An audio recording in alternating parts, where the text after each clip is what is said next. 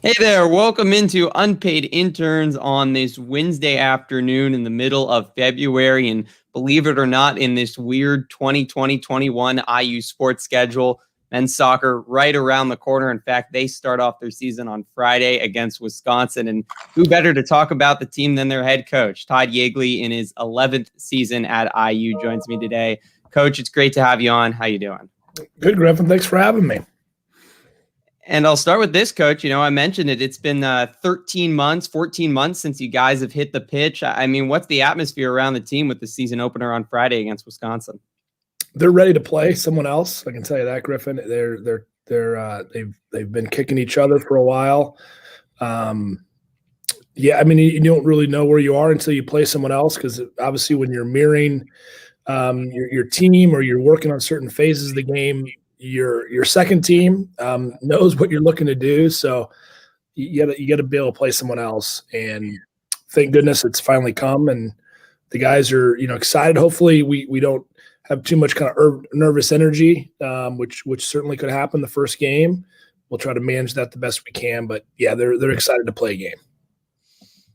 I bet you've gotten this question before, as have many coaches, but it's certainly been a wild last 11 months for college sports. And certainly I'd have to imagine your team included. Can you just take us through kind of what it's been like from everything shutting down in March to trying to find training to over the last couple months of winter training, which is preparing for a season, which is obviously unusual? It's been a long journey. I mean, you didn't know when things would change. So, we're always saying, like, let's live in the moment. Let's do what we need to do this week, tomorrow, and then don't worry about 2 weeks from now or a month. And I think that mentality allowed us to stay really present. Whether that was, doing virtual workouts in April of last year, whether we were doing fun Kahoot quizzes to get to know our teammates better, or doing it to learn some of the tactical terminology we use, whatever it might be, we were engaged and we were getting after it. And we really didn't know what was around the corner. We didn't know if there'd be a fall season at that time. We were optimistic, and obviously once the news hit there, you had to go, okay, now how do we manage them for the next 4 to 5 months? And so we had to get creative and try to, again, the competitiveness of our group really helps because we have a good deep roster, and we manufactured scrimmages that felt like games, played them in the lights, brought the jersey out once just to give them a feel of wearing the jersey. Managed some older guys, gave them some days off here and there, just so we wouldn't ride them too much. So we certainly weren't perfect with it, but we were trying to be as intentional as we can. And I do think back, like, man, that seems like a long time ago. We were, doing Zoom calls in March, and they were, if they would have known they weren't playing a game until February 19th, I don't know what they would have done. But we stayed at it, and they did a great job. So the credit to the staff, they got creative, and the players were locked in. I'm curious, I've heard, especially back in the spring when everything was really shut down in March, April, May, of stories of different athletes finding creative ways to train. Were there interesting ways or challenges some of your athletes had to face, being dispersed across the country and trying to find ways to stay in shape while in lockdown? Yeah, we were using every, personal home equipment / whatever to make any kind of virtual workout, or give them a workout that they had to execute on their own, but with a chair being used or a wall for a wall sit versus different equipment that we'd have in our normal beautiful weight room. And then, yeah, they don't have a lot of them didn't have access to a field. Some, went to about every high school or local field they could until they probably got kicked off. And again, just got creative. That's really what it came down to. This kind of reminded me of going back to, like, when I was a youth player. It's like you just kind of figure it out, and you find spaces, you find buddies to play pickup with, because there wasn't any organized activities that you could do or spaces that would be like, oh, I can for sure have this space. So you just had to get creative, and I thought it was actually pretty good. I don't think this generation has a lot of those challenges, and it certainly wouldn't be the way you wanted that challenge to come about. But I think we did grow a little bit individually and collectively on, like, how do we still be effective and get better when it's not kind of the perfect scenario? And many of them have had kind of a very orchestrated, choreographed youth path. And this past March to July until they came back was nothing of that. It certainly has been an unusual path for many people. And in the last couple months, part of the unusualness has been you guys are preparing for a spring soccer season, but it's not exactly warm out. In fact, I mean, we just had a blizzard a couple days ago in Bloomington, snow's on the ground, 20 degrees. I know your match on Friday was moved from Armstrong Stadium to inside in Westfield up at an indoor arena, Grand Park. How was that decision made, and how are you guys just dealing with kind of the uncertainty with the weather and whether you can play outside or not? That's we've had good practice, Griffin. We've had good practice the last 6 months, 7 months. Everything's on the table. It's constantly pivoting. It's reevaluating. Luckily we're able to get on the outdoor turf fields. The rec sports campus has been fantastic with us, allowing us access to that because Mellencamp does not give us the measurements on the width. We can only go about 60 wide, and that's pretty close to the wall. So we have to be very careful on our challenges. So we every week we can't go, okay, Tuesday, Thursday, we're going outside and playing on the rec fields because we don't know if there's gonna be snow, if the weather's good enough, it's too cold. But we've trained in some 20-degree days outside to try to get them, into our realistic shape of what we will play in when we play on a regulation size field. And then ultimately, luckily we have Grand Park, an hour and change up the road, and our guys have played there. They're familiar with the facility. It's a regulation size soccer field with just soccer lines on it. We're really lucky. And so we always knew Grand Park was an option. We also worked with our friends up at IUPUI. That's an alternate site for us. If, let's say, the field was just not playable, but it was still warm enough and we could play on outside, we would like to play. So IUPUI was an option. So to answer your question specifically, we made the decision Monday once we knew the snowfall was as bad as it was. But our field crew, Jeremy and his staff, if we didn't have the snowfall and we were in these normal weather conditions, I think we'd be playing Armstrong on Friday. Interesting to hear, and certainly I know many people in Bloomington hoping you'll be able to play at Bill Armstrong Stadium soon. I'm curious, are there different tactics that you take or a different approach to playing inside than playing outside of obviously that it's warmer inside? It would be if the dimensions were a bit different, but Grand Park does play similar to Armstrong. The bounce is different on every turf. So I would say when we go from Mellencamp to Grand Park, which we typically would do in February, we're training inside in a normal kind of year, not this year. And then we'd all of a sudden go to Grand Park. It does play different. It's a slower turf. The bounce is different than Mellencamp. I say every turf has a little bit different feel. So we've only played 2 or 3 games at Grand Park inside. So we're still going to have to adjust to that. And both teams are going to have to do that, of course. You obviously take the elements out. You don't have to worry about, the rain, the sun, the wind, which is a really tough element in soccer. So I really like that we don't have to worry about the game condition elements. So it really just comes down to, more focusing on the play and what our opponent's doing. Where can we have success against our opponent? So that makes it more just soccer stuff than it is, okay, we gotta change a personnel because with the wind we can't get behind, so we're changing the player because of that feature. That's nice that we don't have to worry about that. Want to pivot, talk a little bit about your current team. And one thing that I know Hoosier fans are excited about is you guys are always recruiting well, bringing in a lot of freshmen. This year, no exception, 9 incoming freshmen who are a couple of the first-year players that IU fans should be looking out for and you expect to contribute right away. Well, there's a couple that, not only are, incoming freshmen, but ones that redshirted last year. Let's take a few of the first-year guys that were freshmen in the fall of 20. Joey Mayer, the younger brother of Jack Mayer, has done a really nice job. Very similar mold to his brother. Great leadership ability, steady. He's a winner. He's gritty. He's a tough defender. He loves to compete. So he's done very well. Lawson Redmond, his teammate, growing up just outside of St. Louis from Gallagher. He's done very well as an incoming freshman.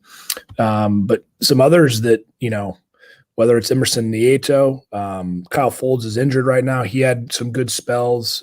Nate Ward has done really well. Emerson Nieto. I mean, go down the line. They've all grown a lot since the fall. But I think if you're looking at which ones will particularly get in these early games, I could see the Joey Mayer, Lawson Redmond, and probably Emerson Nieto as the 3, with Nate Ward as a 9 coming in potentially as the players you might see. But then on the flip side, you have a couple redshirt freshmen, Quentin Helmer from Holland, who's really kind of come into his own. I think this kind of late fall, early spring, he gives us a different skill set. So, he's one that may not be familiar with, but he's been here for a year and he's definitely learned the way we want to play. And he's got some sophistication that's different within our team. Now, on the other end of the spectrum, Coach, you have a couple really experienced players. Spencer Glass, certainly one of your leaders, redshirt senior, earlier named to the Mac Herman Trophy watch list for this season. What does the defensive back do for your team leadership-wise, both on the field and off the field? Well, he's got a super strength of our team is his ability to, his early service, his ability to beat guys and get into advanced positions is high end. Collegiately, and certainly I think next level, he has the ability to adapt and be effective. And then ultimately, he's played in big games. I mean, Spencer's played in a semi-national final back in 17 in a different position, but he's been in big games, as is AJ Palazzolo, as is Thomas War, and in many cases Ian Black. So we have to lean on those guys to help us get through some patches that maybe aren't perfect, and our young guys got to look to them to get us through and also lead us through the good times. And when we got a team by the scruff, like, they got to let the other players know that it's time to get out and more. And we're going to rely heavily on Spencer and AJ and Thomas in particular, 3 of our captains, to do that for us. Now, on the attacking side of things, Victor Bizzera, coming into his second year, led your team with goals last year, 8 goals, including a pretty memorable hat trick against Kentucky in the NCAA tournament. How much is he going to be the focal point of the attack? And has he taken a step forward, kind of going from his freshman year to now being one of the more experienced players on the squad? Yeah, Victor, although he led us in goals last year, I can't tell you how much better he's improved his final third play. In particular, his courage and his heading technique has drastically improved. He's become more effective with his left foot, which again makes it more or harder to defend him in 1v1 situations or help defending. And his mentality is really grown. He's getting tougher. He's getting older. He's getting more mature. He understands what he needs to do to win games. And yet at the same time, we've also said he's a player that we need to get the ball into certain positions and feature him. So I think last year he was, a high-end support attacker where we knew he could help us, but this year's very clear. He's a main player in our attacking scheme. Whether we use him as a 9, a 10, or maybe even a wide player, we know where we need to get him the ball to be effective. And guys are reading him well. I think the other part that he's drastically underappreciated is his final pass. You make a good run for Vic, he'll put you in. His weight of his pass and his IQ is very good. So, he's going to be huge. And then we got, I say up to 6 wide players that we have really to rotate 2 spots. And then, Thomas Ward's really, I think, going to have a breakout year, I think, with goals and effectiveness. And I think we're going to be balanced in scoring. But the same way, I think Victor Bizzera, getting back to your initial question, will be the spearhead of the attack. Now, I know it was a long time ago, the heartbreaking end to the 2019 season, a double overtime loss on a golden goal to UCSB. Some teams, they kind of choose to forget about a heartbreaking loss. Others choose to motivate. Where is your team, I guess, on that spectrum after a really tough loss? So it has to feel like a very long time ago now. Yeah, I don't use a NCAA tournament game. I know the players that were here and in that game or on the bench, they feel it. That fire is always in you. You don't. It's what drives you to get back. You want to find the good feeling. So I don't need to stoke that. That's already there. I also know that, our game is uniquely, every game is uniquely different, and it doesn't necessarily frame your season. So I don't typically use a one-game tournament loss, if that were the case, to be the motivator. It'd be more in like what our performance or what were we missing throughout the year, that if we were more consistent, would we have been a 1 seed? Would we have won the Big Ten? I gave that example in the 16 team. There was such a small edge. They were twice 15, 16, and it was just a couple small things. And, man, they were determined to make sure that happened over the course of an 8-game Big Ten season. There's no way they weren't going to win it. It was, talking about motivation, I played into that, about all the little things in all the games, how they count, because every point is critical. In the tournament, it's a 1 game you advance or you go home. And you can play great and have a tough loss or a tough break, which I feel like happened in the Santa Barbara game. And you don't want that to be because it may not have been the indicative of our performance or our mindset or what we were missing. So I don't go to a 1 game. I do more of like a compilation of things. And in this case, the Santa Barbara game would not be one I revisit. They already feel it, and that will drive them in their own way. Off that point, are there things that you take from that 2019 season and you look at a game or a set of games and say, this is where we need to improve going into this season to reach our goal of winning a 9th national title? Well, I think there was a lot of things that we had a brand new team, so we had a lot of freshmen uncertainty. So it's now, where are we building from? Okay, Herb Endelay or Malun Gumbala, who did well as a true freshman, where now it's not like, okay, they can have an off day or two, because it's now like we need to depend on them. So it's dependability. It's learning the lessons that were there for us to have and to now make that part of their everyday game. So I'd say consistency, and understanding again what they bring uniquely to the table. We're starting to really sort out, because again, a year ago, some of them, we didn't know exactly what their top skill set was. What can they do? What's their personality like? How do they handle the good days, the bad days? I think we're better prepared to know how they're going to handle it, and we'll make adjustments accordingly. So there's not a piece necessarily like we need to do this better.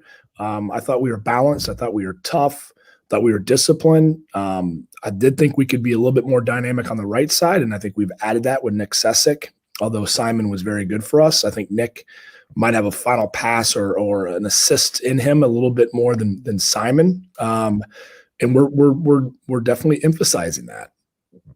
Spencer was a key player to our attack, and he will be, but I think the balance of the left and right will be a bit more balanced than it was last year. And we need guys to maybe get 20% better in scoring. AJ needs to get a couple more goals. Thomas War. Malone needs to get a few more. Herb. I go on the list of the Y players. Everyone needs to get like 20% more effective. And that's, again, repetition, final third play, final pass, things we really hit regularly in training. So if we do those things well, then we're in a good position. But I'm not looking, honestly, anything when it comes to championships. Those seems years away from anything we're looking to do. I got Wisconsin on my brain right now.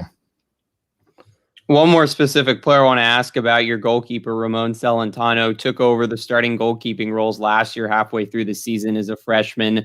Now as a sophomore, how much is his leadership role expanded? And we always hear about the mental game being important for the goalkeeping role.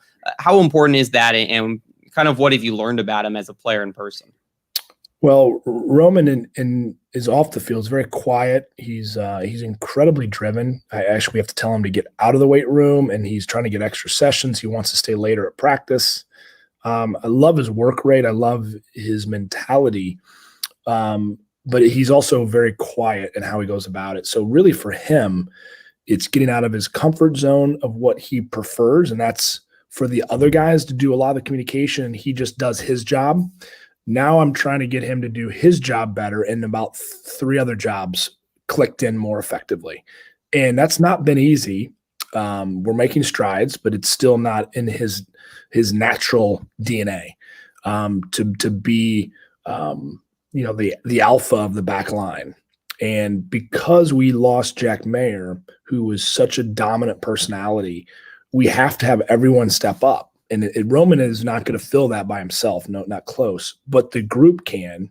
But he, again, as I mentioned about the attackers, he's got to get 20, 30% better at those areas. His communication on when there's danger, our shape, what we're looking to do on our build, earlier communication on crosses, support, telling players where in the available spaces. So all these things are things Roman can definitely improve upon. And we've asked him, and we challenge him. We've been pretty tough on him in the sense of like, you're only a sophomore, but you're ready to take these next steps.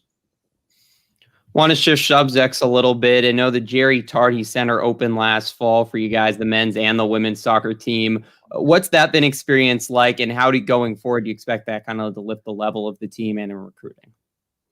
Oh, it's beautiful. First and foremost, I mean, you can look off my outside shoulder. I have a huge window that overlooks almost midfield. Basically,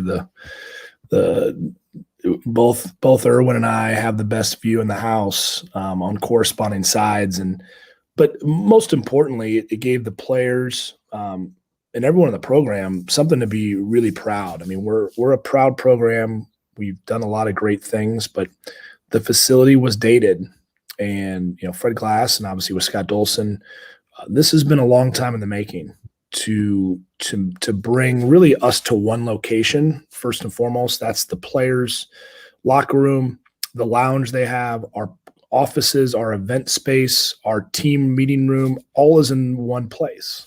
So now when they come to practice, it's the same place, obviously for game day, where they'll be preparing, where we'll be meeting, easy access to us. We have a beautiful, obviously, new tools and wonderful technology at our fingertips with touchscreen TVs and big monster TVs for video presentations, and just all the new things that go along with it. I mean, it looks like a professional locker room when our guys, huge, beautiful lockers with all the bells and whistles. And so, yeah, we're really excited. This was, I guess, for a while coming, and luckily it took some big gifts.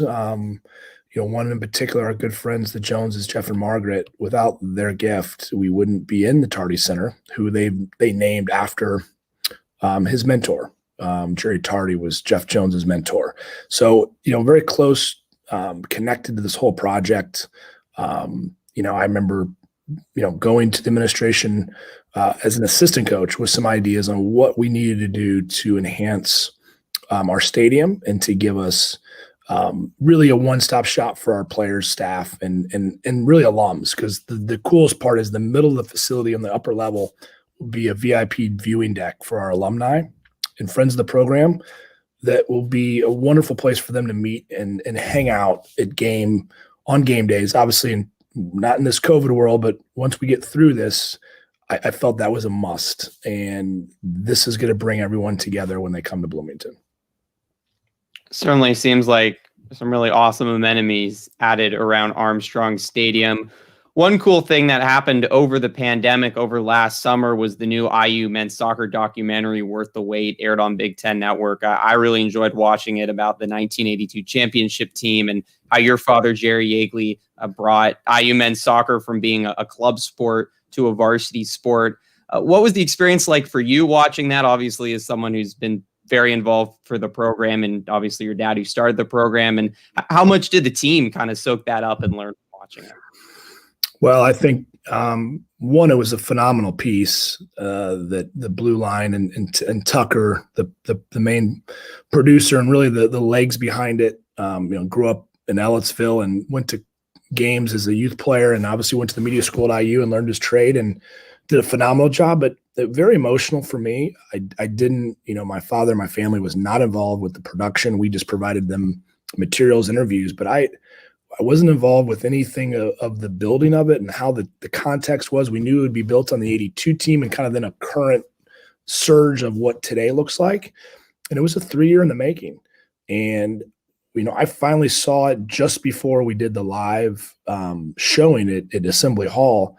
And I was extremely emotional. I mean, it's, it kind of encapsulates my life in a way. I was, as a little kid through the championship year. I was 10 years old. I remember being at that game, everything about it, to obviously the current team with and my father now as an ambassador role and still there, cheering us on, supporting us.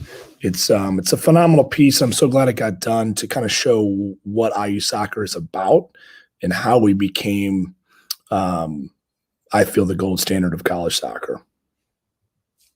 Was your team able to watch it? I mean, I'm curious what the reaction was from the current players and how much they knew about some of the history, such as the 82 championship game that went in overtimes. Well, we do a history test with them in the preseason, so there's a little bit of like we go back to the history a lot. I don't think they knew a lot of the sub stories, and many of the alums didn't that played into it. So I think they had a good kind of overall view of like what the 82 championship, knowing it was our first, but not how we became varsity, not all the trials and tribulations that headed into the first championship, meaning the 3 championship losses. We've probably talked about it, but not in like the real detail. And you learn a lot from watching, a movie documentary. It sticks more. I think it was phenomenal. And again, we might be a little biased because it's the program that we're so involved with, but you throw that on, which it was BTN, or put that on ESPN, it fits and looks just like some of the best documentaries that we have in sports. And it does, it got the emotional strings involved. It had game footage, it had great interviews. And yes, our players, if there's one thing that lets them know what they're involved with, it's a reminder that they are part of something really big. And that's a great reminder for them to appreciate what, the people have done before them. And that will resonate. We can show that every year, and it won't get old. It's a timepiece that we'll have forever. You mentioned your father, Jerry, and kind of in an ambassador role for the program now. No, things might be a little bit different with the pandemic, but seen him at matches in years past. How involved is he still in the team, and how much do you come to him maybe with questions, or he's imparts some of his advice on day-to-day operations? Yeah, we talk regularly, if not every day, every other day. He's at most practices. He'll come kind of to the middle part where he knows kind of where the meat is. A normal year, he's usually hopping up into the office for a half hour to have a coffee with staff, and we call it banter for a bit. He loves the camaraderie of the staff, and he'll pull a player aside after practice and give him a little words of advice. And I'm not quite sure always what he says, and I sometimes have to ask him because he might be saying something different than I'm saying. But we see the game, pretty darn similarly, but at the same time, he's very honest in what he sees or feels, and there's some really good exchange. And I appreciate that because I know it's sincere and honest, and he only wants best for the program. But we might obviously disagree on a couple things from time to time, and you need that from people you trust the most, whether that's my coaching staff or in this case, my father, who, always wants what's best for the program. And so we're pretty lucky to have him. He's, he watches every game. He loves the game. And, but he also is great on knowing, where and when to jump into a situation. And so obviously I appreciate that. Before I let you go, Coach, want to play a little fun game, do a little player superlatives. I know you've gotten to know your players a little bit better, so I'm going to ask you a few questions about your players. Got to pick one. I'll start with this. Who is the funniest player you found on the team? There's some good ones. I'd probably say the one that probably looking to crack the most is Wittenbrink, if I can keep him focused in the warm-up, but he's always tends to get the group rolling a little bit. He's pretty quick on his feet. So I would say Wittenbrink might be the one that might make me chuckle the most.